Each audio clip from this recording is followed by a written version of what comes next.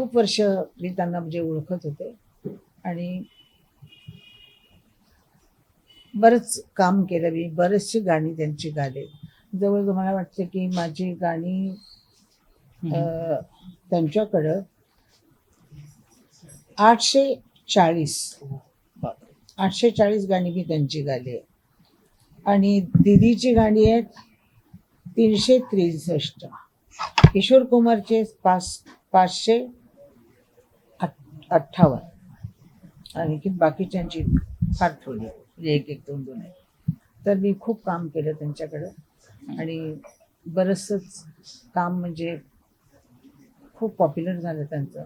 50-50 वर्ष झाली ज्या गाण्यांना, दम मारो दम वगैरे, ही गाणी अजूनही लोकांना आवडतात.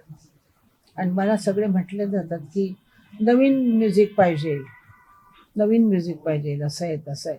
पण गातात लोक तीच जुनी गाणी गातात, तीच. लहान मुलं पण तीच गातात, घरातल्या बायका पण तीच गातात. कोणी मॉडर्न संगीत ऐकलेलं मला असं वाटत नाही की फार ते चालतं म्हणून. पण आय डोंट नो, मला जास्त याच्यात नाही. हा माझा मतदारसंघसुद्धा आहे आणि सांस्कृतिक कार्यमंत्री म्हणून माझं कर्तव्यसुद्धा आहे. स्वर्गीय आर डी बर्मन पंचमदा यांची गीतं, यांनी निर्माण केलेलं संगीत, काही सिनेमात त्यांनी गायलेलं गाणं, काही सिनेमात त्यांनी केलेली अदाकारी, या सगळ्या अजरामर गोष्टी आहेत. आज पंचमदा आपल्यामध्ये नाहीत, पण त्यांची गीतं आपल्याला उत्साह, उमंग, आनंद, समाधान, शांती या सगळ्याची अनुभूती देतात.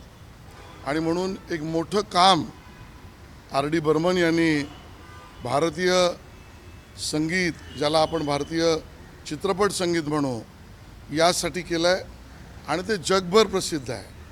आज त्यांच्या निवासस्थानी त्यांची आठवण, त्याची उजाळा देणं आणि बरोबर आशाताई स्वतः हा आज कार्यक्रम योगायोगाने आपला घडला आहे.